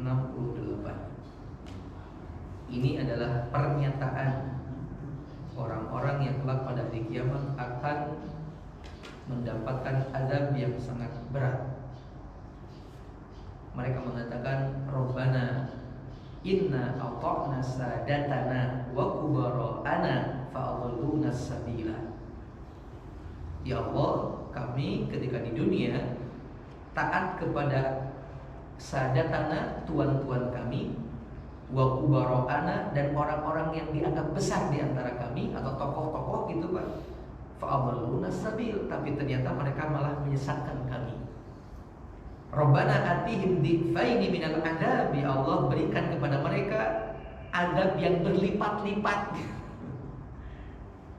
Adab yang berlipat-lipat. Wal anhum la'nan kabira, dan laknatlah mereka dengan laknat yang besar. Bisa paham enggak? Dianggap untuk hal-hal yang baik, ikut yuk, ikut, kan yang ngajak juga siapa tuh kan, masa kita nggak menyaksikan ketokohan si fulan gitu. Ternyata di sini diungkap, bisa jadi justru karena ngokat begitu, ya sama barang ke neraka. Nyampe di sana nyesel gitu, doa sama Allah. Yang ini nih siksa lebih deh. Saking kadang nggak bisa ngapa-ngapain. Karena mereka anggota sesat, kata mereka. Ini ayatnya Ihwal Filman. Karena sebelumnya ini berbicara masalah orang-orang kafir yang kemudian diadab di neraka sa'ir, kekal di dalamnya, tidak dapat pertolongan dari siapapun, disiksa sedemikian rupa. Nah di ujungnya ada kalimat itu. Mereka mengatakan sebelumnya Pak, ayat 66-nya ini lebih menarik. 66-nya mereka mengatakan, yaquluna ya laitana ata'na Allah wa ata'na Rasul. Nyesel. Kenapa dulu nggak cukup taat sama Allah dan Rasul saja? Anda ayatnya kebaca. Ya laitana, celaka kami. Kenapa dulu nggak hanya cukup taat sama Allah dan Rasul saja? Gitu. Mereka menyesali ketaatan mereka ketika mereka tambahkan ketaatan kepada Allah dan Rasul dengan ketaatan kepada selain keduanya. Terutama tadi kalimatnya tokoh-tokoh dan tuan-tuan yang dianggap nggak mungkin salah nih orang, nggak mungkin salah nih orang gitu. Pak, 68 itu Pak ya? Iya, di 66 Pak, 67, 68 Pak. Al-Ahzab surat yang ke-32. Ada Pak? Saya pernah baca juga ya, maksudnya ini kan ada kata-kata 68 ya. Iya. Karena define ya. Iya betul. Maksudnya mereka minta bahwa guru-gurunya lah, bukan gitu ya. Betul. Apa, ya apa ulama-ulama atau begini kira-kira banyak ngajar lah supaya dilibatkan. Terus ada ayat lain saya tapi lupa. Yang mana Pak? Bukan di sini Pak. Ini nggak ketemu ternyata, nggak berdampingan. Tentang apa Pak? Maksudnya lipatan ini, maksudnya Allah mengatakan bahwa ternyata dengan doanya mereka itu akhirnya dia juga dilipatkan gitu. Ada Pak? Bentar. Waktu define gimana sih lupa Pak? Maksudnya gini loh Pak. Iya. Kan mereka minta supaya yang menyesatkan saya dilibatkan gitu ya. Iya. Kemudian Allah mengatakan semua kesesatan itu dilibatkan. Artinya yang meminta maupun yang meminta atau yang dipinta itu tetap ya dua-duanya dilibatkan. Ada ya ayat itu ya Pak? Dalam disiksa gitu. Maksudnya anggaplah kalau saya pengertian saya itu guru dan murid gitu. Iya. Si murid minta gurunya dilibatkan. Terus Allah menyatakan bahwa ya guru dan murid dilibatkan dua-duanya gitu akhirnya. Keputusannya dari Allah. Tapi Iya. tadi pas ini nggak ada di sini saya lihat. Oke. Iya Pak ya? Saya Ada coba nggak cari Pak? dulu. Saya coba cari. Saya lupa ingat Pak. Define-nya itu yang saya ingat. Kata-kata define-nya itu yang lihat 68 itu. Oh define-nya, tapi kalimatnya ada define Pak. Betul ada define. Kulu define gitu. Sebentar. Tapi saya begitu lihat. Kalimat define di dalam Al-Quran ada 1, 2, 3, 4, 5, 6, 7 ayat. Malu. Nah itu Pak mungkin di antaranya salah satu ayat. ada kulunya Pak. Tiap-tiap.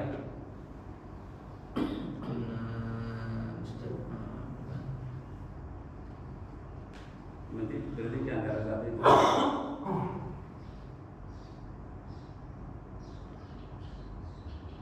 Nggak ada Pak. Ada juga di Al-Ahzab ayat 30 Pak. 30 gimana Pak? Tapi kalimatnya ini bagi orang-orang yang melakukan kemunkaran. Ya nisa an-nabiyyi man ya'ti minkunna bi fahishatin mubayyinatin yudha'afu lahul 'adzab difaini. Nah itu maksud saya. Wa kana dzalika 'ala Allah yasira. 30 ya Pak ya? Wahai istri-istri Nabi, siapapun di antara kalian yang melakukan sebuah kemunkaran, Oh iya. maka akan dilipat gandakan azabnya. Dan bagi Allah itu sangat mudah. Ini mah Ini ditujukan kepada istri ya. istri Nabi kalau berbuat salah dosanya lebih besar Pak. Iya berarti. Tapi nggak tahu dia, yang Bapak nanti kita coba cari dulu ya. Ada kulunya Pak. Kulu. Entah di surat lain saya. Kalau ini memang define ini ditujukan kepada istrinya Nabi ya. Artinya kalau berbuat salah dia dapat siksaan yang double gitu kan. Iya Iya Pak. Oke. Define. Cuman dua di sini Pak. Ya udah Pak. Sekalian saya sambil mau ini juga nanya juga. Memang dengan kalau saya ngambil garisnya tuh tentang diskusi Sa'ban lah ya. Saya ingat ya, saya kelas 1 SD itu ya saya ikut juga. Saya masih ingat tuh apa? Nah, diskusi Sa'ban tuh pengertian saya nisfu itu kan setengah. Iya. Pertengahan. Sa'ban itu bulan Sa'ban ya, sebelum Ramadan itu Sa'ban. Jadi dalam pengertian saya dulu maupun sekarang saya ngerti bahwa nisfu Sa'ban tuh ya tengahnya Sa'ban, nah, artinya pengertian tanggal 15 itu. Sama seperti Bapak bilang bahwa kalau nisfu Sa'ban tuh ya memang di masyarakat kita seperti itu kan.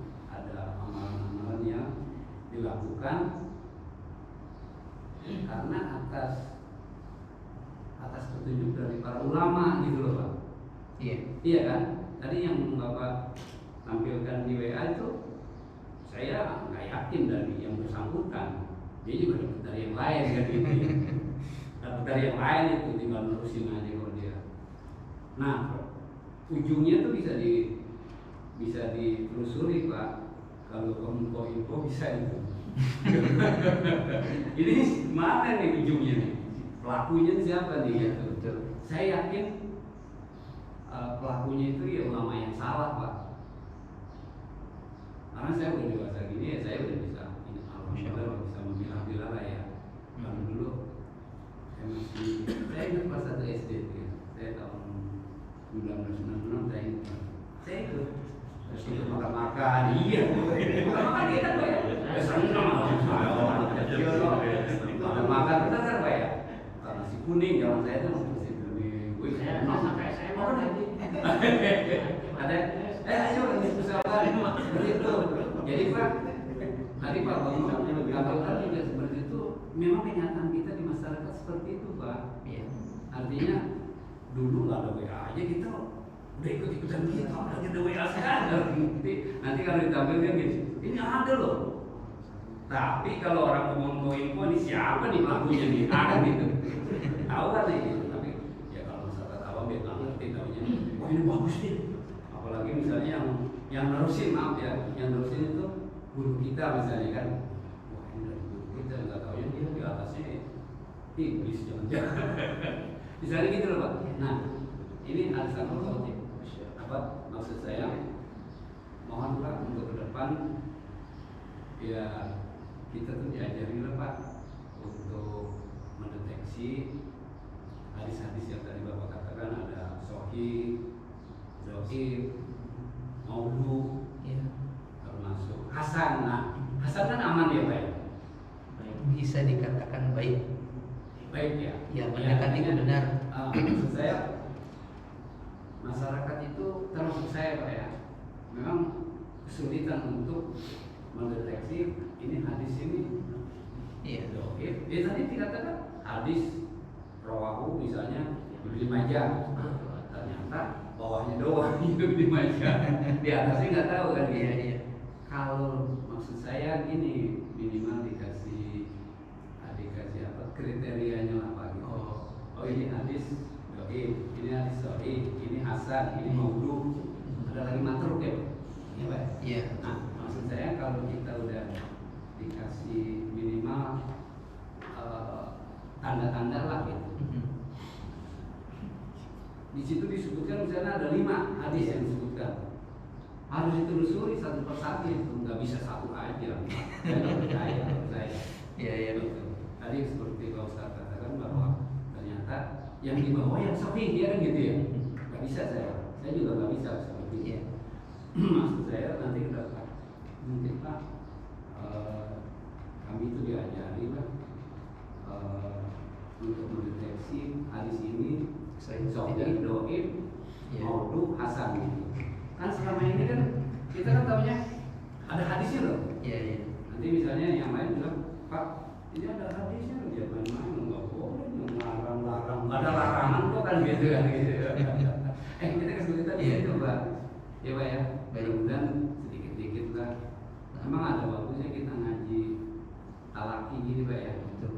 Selama ini kan udah canggih katanya apa? Dunia di dalam genggaman katanya kita belajar dari Google ya. Iya, iya. Maaf ya Pak, seperti Bapak bilang tadi, misalnya ada kata-kata di file saya sendiri nggak bisa Pak. Sejak dulu saya, misalnya di file, saya pernah melihat teman saya di file tulis ceklek, ada di surat itu. Betul. Tapi saya nggak bisa sampai sekarang. Bisa. Saya hanya bisa WA, mau telepon aja gitu. Nah, maksud saya kesempatan kita talaki gini ini bertemu banyak manfaatnya. Iya. Walaupun durasinya ya kurang apa, seminggu sekali. Terus hanya kurang lebih 1 jam lah gitu. Insyaallah. Jadi Pak, ya tolong pesan saya Pak, kami itu diajari untuk mendeteksi kriteria dari hadis-hadis tersebut Pak. Iya. Soalnya saya selama ini Pak pernah belajar ya Bukhari ya, Kutubus Sittah apa ya? Kutubus Sittah saya alhamdulillah walaupun belum khatam. Bukhari, Muslim, Nasai, Ibnu Majah, Abu Daud, Tirmidzi, satu lagi ya.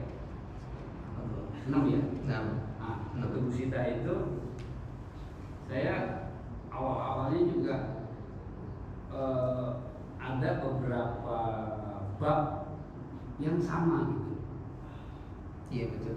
Nah, misalnya contohnya kita berhenti wudhu aja lah, gampang. Iya. Wudhu itu kan ada yang sekali, ada yang 3 kali kan gitu Pak ya. Betul Pak ya.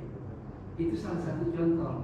Sehingga kalau kita ngaji sama Pak Google, kayaknya kesulitan gitu. Akhirnya menafikan teknologi saya sendiri. Oh, iya. Walaupun itu salah ya. Baik. Tapi teknologi itu malah bikin kacau ini gitu. Harusnya kan kita jadul, kita ketemu guru nanya, Pak, ini kok saya begini gimana? Ada langsung jawaban gitu. Ya Pak ya. Nah, insyaallah, insyaallah. Assalamualaikum. Baik, yang pertama ayat yang tadi Bapak maksud sepertinya di Al-A'raf ayat 38 Pak. A'raf ya Pak. Al-A'raf 38. Tapi kalimatnya bukan define, tetapi difan. Difan. Cuman ujungnya seperti yang Bapak katakan. Iya, ada titiknya. Iya. Benar Pak. Ayat berapa Pak? Ayat 38 di Al-A'raf. Iya, 38 ya. Allah mengatakan qala dukhulu fi Iya. umamin qad khalat min qablikum minal jinni wal insi finnar. Masuklah kamu ke dalam api neraka dengan golongan jin dan manusia. Nah, itu yang saya maksud mungkin Pak. Iya. Kullama dakhalat ummatun la'anat ukhtaha.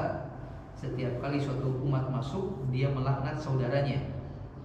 Hatta idza daraku fiha jami'an qalat ukhrahum liulahum rabbana haula'i adalluna fa'atihim adzaban difan minan nar. Nah, itu Pak yang saya maksud Pak. Ya, ketika likuli difun ya. Iya. Difun bukan define. difan, ketika kelompok satu masuk neraka Pak, Nah, masuk ke kelompok yang lain, ya. lihat orang ini, mereka mengatakan ya Allah berikan orang-orang ini siksaan yang lebih. Nah, ada satu quote yang Ya, siksaan yang lebih karena gara-gara mereka kami begini juga.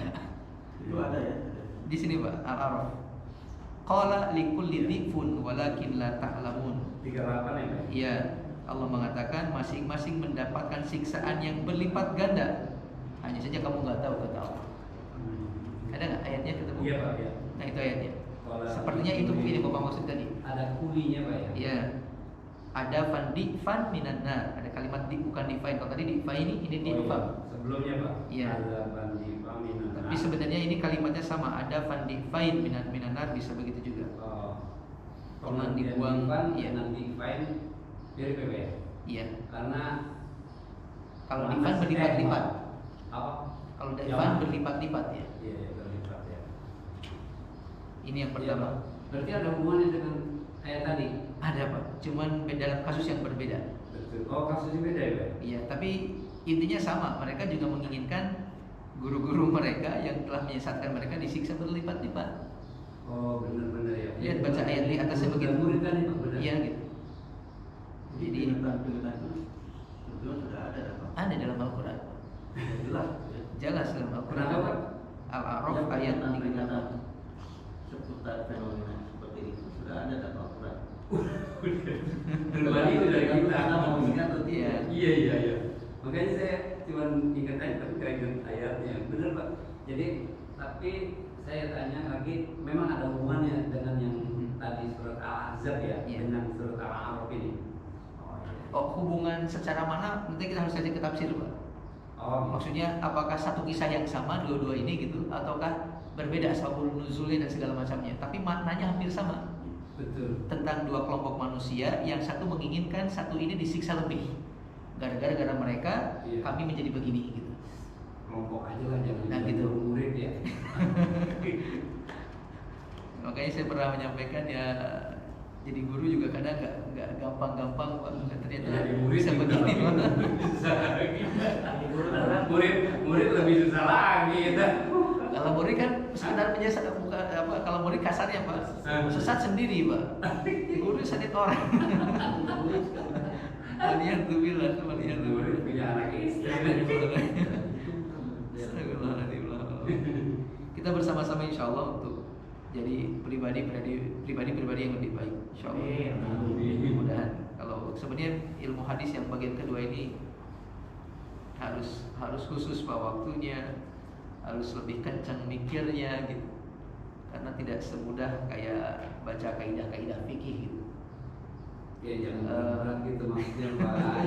Ya insya Allah sekedar pengenalan gitu. Cukuplah untuk kita gitu.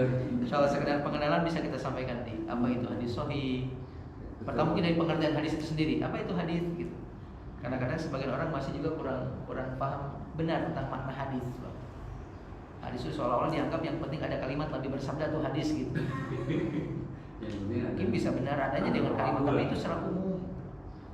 Enggak, nanti hadis itu macam-macam. Karena sebagian orang kan yang penting hadis walaupun dhaif. Ada kan begitu? Oh iya.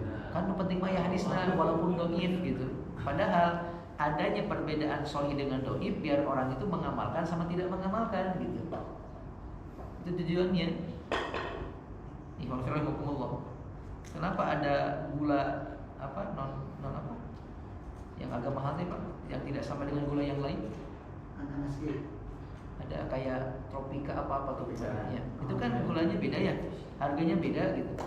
Kenapa nggak sama aja gitu? Ternyata kalau gula ini kebanyakan bisa ya rendah kalori bahasanya kan begitu. Nah adanya gula ini biar orang lebih sehat gitu hidupnya. Sedangkan yang ini ya udah terserah. Seperti itulah kurang lebih. Walaupun sama-sama gula. Maka adanya hadis sahih pun demikian. Agar orang berhati-hati karena hadis sahih dipastikan dari nabinya, orang-orang menjamin tentang sampainya ke Rasulullah SAW. Tapi hadis dhaif dipertanyakan, ini nyampe ke Nabi enggak? Makanya mengamalkannya itu bisa 50-50, bisa gambling lah Pak. Bisa benar, bisa tidak. Ketika benar ya syukur berarti, tapi kalau salah udah bukan cuma dapat dosa, tapi bukan cuma nggak diterima, tapi bisa berdosa. Kalau kita bikin simpelnya begitu, Imam Film kurang lebih. Tapi Imam Film sepertinya cukup Pak atau ada yang mau nambahin sebelum kita tutup? Asal mungkin fenomena masyarakat sekarang ini tidak merasa bahwa amalan-amalan perintah Allah yang wajib itu sesuatu yang besar. Jadi lebih kalau ada suatu event yang misalkan bulan Maulud, atau ada suatu ritual tertentu itu yang didendam gitu. Tapi amalan kita yang wajib yang rutin itu sebenarnya utamanya jauh lebih besar. Nah, itu yang di masyarakat itu sepertinya itu tuh masih kurang nendang atau bagaimana gitu. Karena buktinya untuk sholat berjamaah waktu aja ya gimana sedikit ya. Tapi kalau ada acara-acara yang tadi yang ini malah ramai sekali gitu. Iya. Ini Pak yang disebut dengan talbis. Ini yang disebut dengan talbis. Bagaimana setan menipu orang fokus dengan yang utama tapi meninggalkan yang lebih utama. Bagaimana orang fokus dengan yang sunnah tapi meninggalkan yang wajib. Bagaimana orang kemudian sibuk dengan yang mubah tapi meninggalkan yang sunnah. Talbis itu Pak, talbis.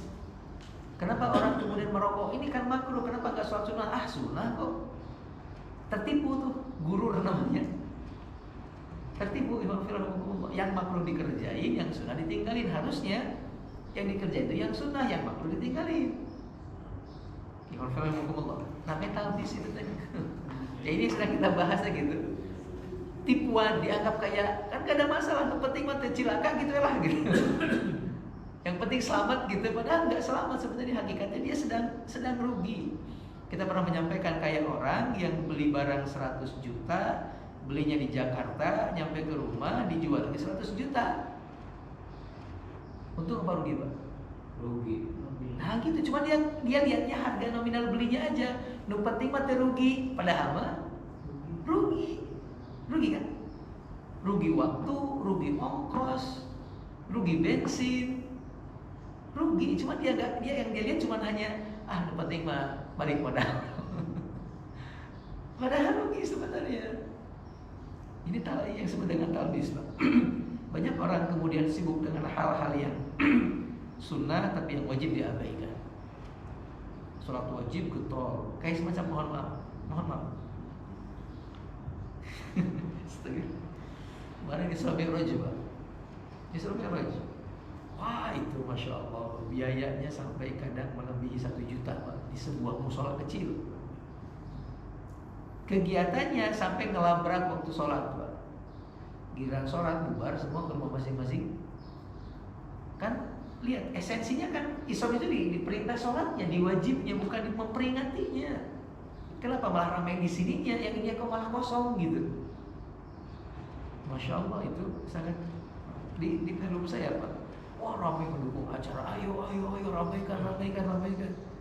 Giliran sholat 5 waktu 2 orang, 3 orang, yang ramai itu nggak hadir gitu.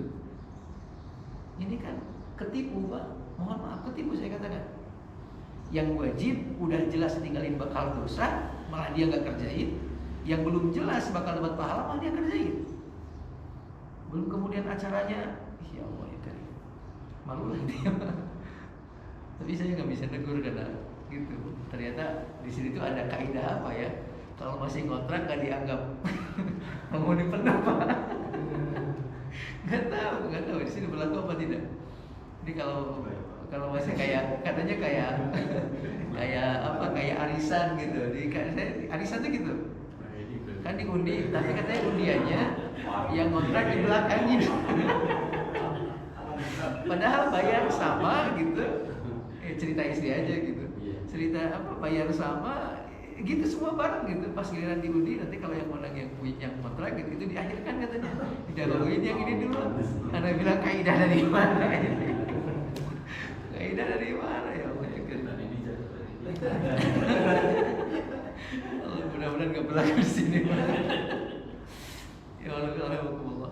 Ala kulli hal, betul itu kondisi umat kita hari ini, termasuk kita mungkin diantaranya, karena kita kurang peduli sama kewajiban kita itu menuntut ilmu. Maka harapan kita di luar pengajian ini, Bapak pun sering baca-baca, sering mendengarkan, sering mengkaji, dan ketika ada hal yang aneh gitu jangan sukar untuk kemudian kita diskusikan. Kajian kita di malam ini, di pagi ini Pak, walaupun ada tema-tema khusus ya, kalau memang mau didiskusikan nggak apa-apa silakan, diobrolkan saja. Malah kalau perlu disampaikan sebelumnya. Kita pengen ngebahas ini, tolong bahas ini sebelum pengajian.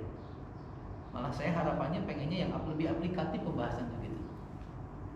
Lebih aplikatif maksudnya yang bisa kita praktekin gitu, yang bisa langsung, tidak materi-materi yang nggak tahu kapan bisa kita amalinnya gitu. Biar apa? Biar ya mudah-mudahan bisa makin menguatkan langkah kita mesti bagaimana dengan ilmu tersebut.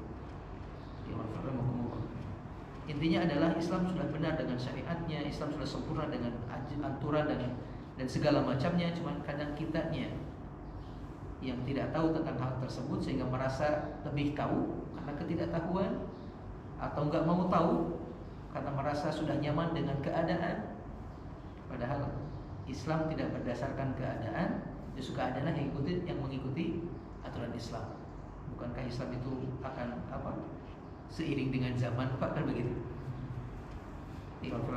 Ala kulli hal, terima kasih atas perhatiannya. Mohon maaf kalau banyak hal yang kurang berkenan. Semoga Allah Subhanahu wa taala menambahkan kepada kita ketakwaan, keistiqomahan, agar kemudian kelak ketika kematian datang menjemput kita berada dalam kebenaran dan kebaikan.